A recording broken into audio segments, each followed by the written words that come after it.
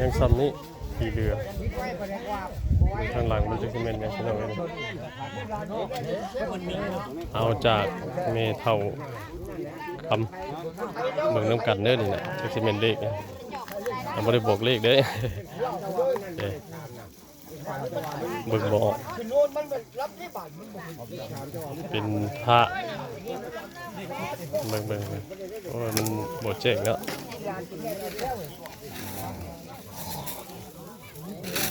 นี่พี่น้องบดเจ๋งยังกระยาเลยพี่น้อย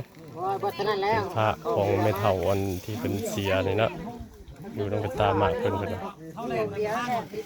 จะเป็นพระยังรุ่นยังโอ้โหคือกันสูงขึ้นเพิ่น